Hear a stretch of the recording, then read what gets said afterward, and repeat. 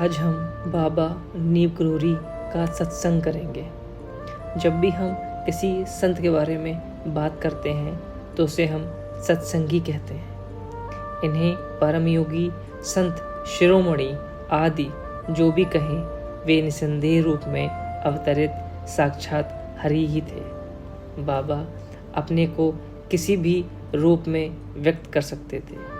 इस कारण वे क्या थे और क्या नहीं, कुछ भी निश्चित रूप से नहीं कहा जा सकता। बाबा अपने भगवत स्वरूप को सदा छिपाए रहे। यद्यपि अलौकिकता छिप नहीं पाती, पर सभी अवतारी पुरुषों ने इसे छिपाने का प्रयास किया। बाबा की विशेषता यह रही कि वे अपनी महानता ही नहीं, जन समुदाय के बीच रहते हुए स्वयं अपने को भी छिपाए रहे और सदा अज्ञात सामान्य मनुष्य की भांति विचरण करते रहे। बाबा अक्सर कहा करते थे, अगर आदमी हमें जान जाएगा तो दुनिया हमारे रोम रोम को नोचकर ताबीज बनाने में लग जाएगी। बाबा गुजरात में किसी वैष्णव संत के आश्रम में रहे, जिसने आपको लक्ष्मण दास नाम दिया और वैरागी वेश धारण करवाया। गुजरात में आप लगभग 7 वर्ष रहे। बाबा गुजरात में ग्राम बबनिया में श्री रामबाई के आश्रम में भी रहे और यहाँ पास में एक तालाब के भीतर आप साधना करते थे।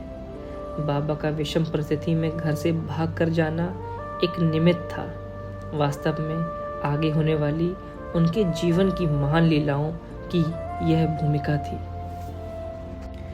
वे जगत पिता थे, लोगों को दुखी नहीं देख सकते थे। लोगों को दैहिक, दैविक और भौतिक कष्टों से मुक्त कराना उनका कार्य था। ऐसा भी देखा गया है कि बाबा अस्पताल में प्रेमाश्रु बहाते हुए अपने प्रिय भक्त को प्राण छोड़ते देखते रहे और वह आत्मविभोर हो हाथ जोड़े आपके दर्शन करता हुआ इस संसार से चल बसा। उसके अंतिम क्षणों में ऐसी आनंदपूर्ण स्थिति का पैदा हो जाना बाबा की ही कृपा का फल था। बाबा हमेशा कहा करते थे, हम जिसका हाथ पकड़ लेते हैं फिर उसे कभी नहीं छोड़ते, भले ही वह हमें छोड़ दे।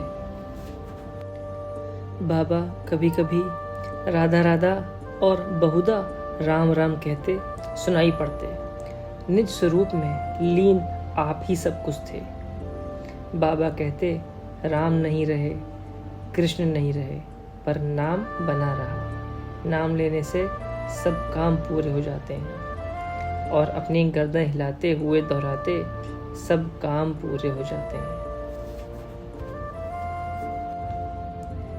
बाबा प्रेम को ही भगवत प्राप्ति का साधन बताते और बार बार कहते, राम ही केवल प्रेम प्यारा।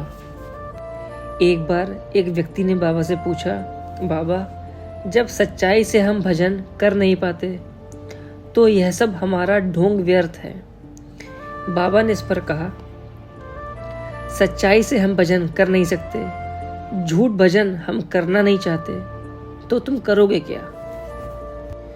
बाबा ने फिर कहा, आरंभ में सभी से ढोंग होता है, पर कालांतर में हृदय के परिष्कृत होने पर सच्चाई स्वतः आ जाती है। चमड़े की आंखों से कहीं भगवान दिखाई देता है?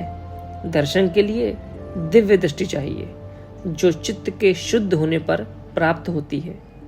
इसके लिए भजन और आचरण अपेक्षित है। झूठे झूठे राम नाम लेते जाओ, कभी सच्चा राम निकल जाएगा, मुक्त हो जाओगे। बाबा कहते, ईश्वर का स्मरण और प्राणियों की सेवा करने वालों को ध्यान और पूजा की आवश्यकता नहीं है। यह सरलतम साधन है। बाबा कहते, ईश्वर के भरोसे सब कार्य सहज रूप से हो जाते हैं। ईश्वर की कृपा से ही मनुष्य सफल होता है, कठिन परिश्रम ही यथेष्ट नहीं होता। सही मायने में बाबा का सत्संग, उनका दर्शन और स्पर्श ही था। उनका दर्शन व्यक्ति की निजी योग्यता पर निर्भर करता था, क्योंकि वे जैसे को तैसा दिखाई देते थे। बाबा की दृष्टि आनंदमय थी। उनकी मुद्राएं बहुत आकर्षक होती और वाणी में उनके जादू था। व्यक्ति उनकी डांट और मार खाकर भी उन्हें छोड़ना नहीं चाहता था। जो लोग उनके पास आते वे लौट कर जाना नहीं चाहते थे। बाबा प्रत्येक व्यक्ति से अलग अलग जाने को कहते और फिर प्रायः किसी दूसरे दिन आने को भी कहते। यह उनका प्रेम था जो लोगों को आकृष्ट किया करता।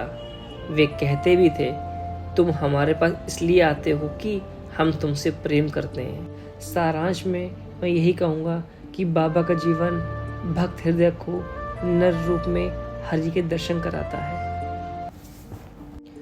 श्री राम जय जय राम, राम राम राम।